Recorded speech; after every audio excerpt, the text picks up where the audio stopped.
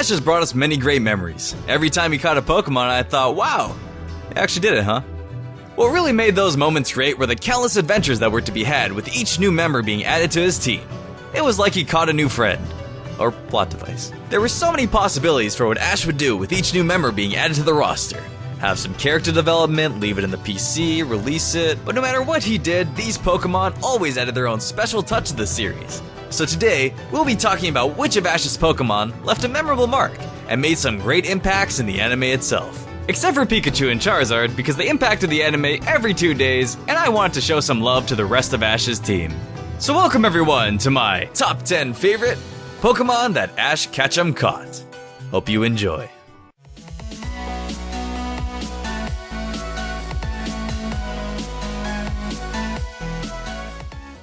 Number 10. Crocodile. This shady crocodile always left a smile on my face. He was cheery and caring, but powerful and proud. Ash would rock out with his Crocorock out. This guy was always having a great time with his best pal Ash, and wearing his favorite pair of sunglasses. He looked like the cool uncle that taught Squirrel how to croc some shades. Crocodile had a humble beginning, following Ash and his friends for over 60 episodes, occasionally popping up because he wanted to battle Pikachu. Now some would call him a stalker, and I would too, but that determination for a battle made him the perfect asset to the party. Crocodile was one of Ash's reckless powerhouses, defeating Pokemon like Juniper's Klinklang with just a pen, and even Iris's Dragonite. I mean, Dragonite was going a little crazy that match, so maybe not the most decisive battle, but we take those. That's a win on his record. He beat that Dragonite, and we all know that anytime one of Ash's Pokemon beats a Dragonite, it's forever solidified as a top-tier member of his team. Even Axew agrees. Number 9. Totodile. Totodile was one of Ash's iconic comic relief characters, dancing the night, day, and afternoon away. He was always such a funny character. I remember watching Pokemon as a kid at 2 a.m. trying not to laugh too loud because I'd wake my parents. But this little guy didn't give up. He danced in between moves and during battles, frustrating Ash. There are many great moments with Totodile, but the one that I enjoyed the most was actually Totodile's debut. Having Misty and Ash fight over Totodile to see who gets it was a great experience, because I personally really wanted to be on Ash's team, and that added suspense to the episode. We weren't sure who Totodile would go with. Well, at least until you remember the Pokemon that Ash had with him, because let's be real here, there was no way Misty was beating 2 grass types. Overall, the first Crocodile that Ash caught was one that everyone could fall in love with, as it fell in love with other water Pokemon, like a miniature Brock, even having its heart broken when that Azumarill ran past it and into the arms of a Golduck. I definitely got sad for that little guy, because if Brock is consoling you on love, something tragic must have happened. Totodile's happy dances and scary faces made him an iconic character, and one that I was always happy to see with Ash. Number 8. Squirtle. Squirtle was a Pokemon that never felt like it needed to evolve to show off how cool it truly was. Sometimes we might look at Ash's Pokemon and go, no seriously dude, when are you gonna evolve him? Oh, you're just gonna leave him as a Gibble, huh? But that wasn't the case for Squirtle. Squirtle just fell right at home alongside its best buddy Bulbasaur as a basic Pokemon. Squirtle was chock full of personality, stunning its shades and crying in happiness as it carried Ash from another near-death experience. It was a Pokemon you could count on in battles. With its time as a notorious gangster, it's hard to imagine that this guy wouldn't put up a fight. Squirtle was an all-around great member to Ash's party, so it was sad to see it go. But having Squirtle rejoin the Squirtle squad and the vine shake it shared with Bulbasaur, that definitely made it feel like a very fitting goodbye. Number 7. Noctowl. I've always been a fan of the bird Pokemon that Ash added to his team, but Noctowl just shined above the rest for me. I was saddened by the departure of our dear friend Pidgeot, which I did not see coming by the way. I thought we were home free from all the releases. The Pokemon League just ended, we were friends to the end, no one was gonna go away. Thought we were just gonna have a nice party. Nope. This magical owl took the spot of being Ash's new signature bird Pokemon that had awesome Psychic-type moves and was definitely a contender for one of Ash's toughest Pokemon in Johto. Noctowl even learned a move halfway through its battle with Morty's Haunter, so it could pretty much solo carry Ash to another gym badge.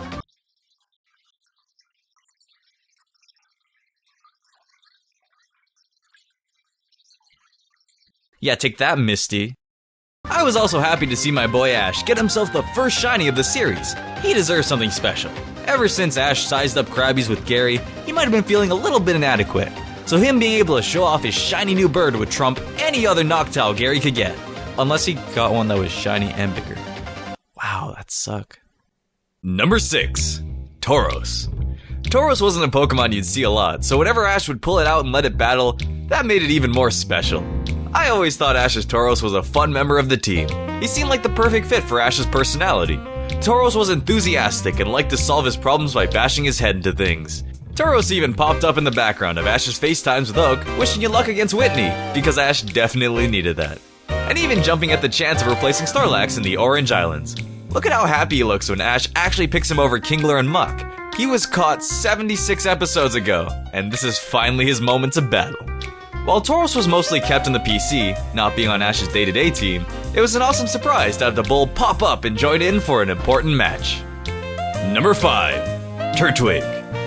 Turtwig is one of my favorite Pokemon to have as a starter, so when I saw that Ash actually remembered how to fully evolve his grass starter, I was ecstatic. He had already fully evolved Trico, so I wasn't sure if Ash was just gonna leave it. You never know with this guy. Seeing the brave little Turtwig grow alongside Ash was a fun treat. It reminded me of those times I'd play through Diamond and Pearl, except I'd actually win the Pokemon League. Ash's Turtwig is a little go-getter, taking care of other Pokemon and being a stubborn but tough little guy. Turtwig also felt like a Gen 4 throwback to Ash's Bulbasaur, as it had a similar personality, keeping a lot of the great qualities Bulbasaur had, while still managing to leave its own mark as a Torterra and a solid member of Ash's team. Number 4. Goodra. After Ash didn't evolve Gible into a Garchomp, I wasn't sure if I could trust again. But then Ash evolved Gumi into a Goodra, and then it left Ash twice, so I was absolutely certain I could never trust again. Goodra was a powerhouse, and had one of the coolest animated moves, Dragon Pulse. Ever since its rough beginnings as a Gumi, the little ball of slime managed to make its way to being Ash's first pseudo-legendary. Goodra's backstory of why it joined Ash's team added to its journey. From the invasion of Gumi's home, to Ash's promise of helping it get stronger, to Goodra returning to the wetlands with an even moister goodbye, made it easy to care about this Pokemon. Goodra sufficiently pulled on the heartstrings of anime viewers by being the only Pokemon to leave, return, and then leave again. I'm gonna nickname you Dad.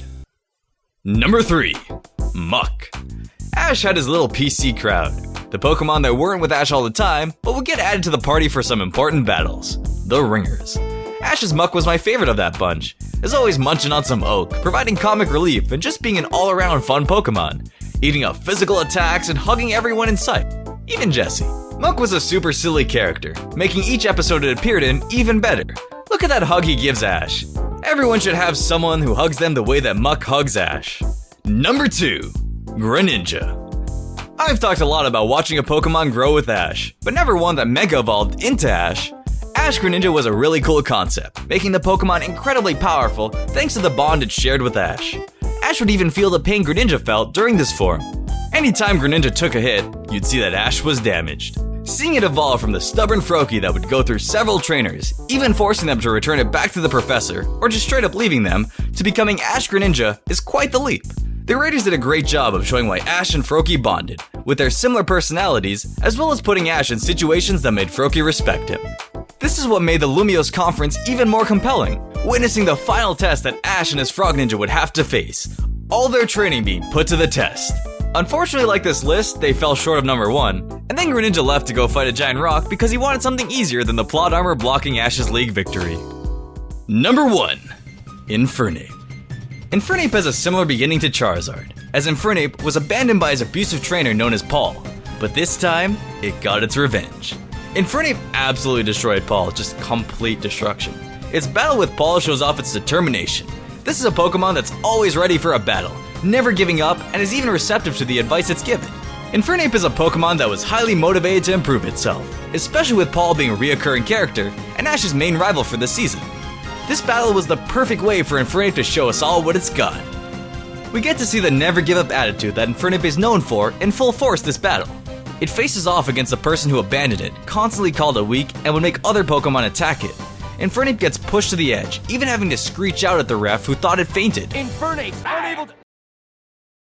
This battle really showed off what made Infernape a great Pokemon, no matter what it faced. Hardships, stronger Pokemon, Ash as a trainer, Infernape never gave up and always wanted to push forward, no matter the circumstances.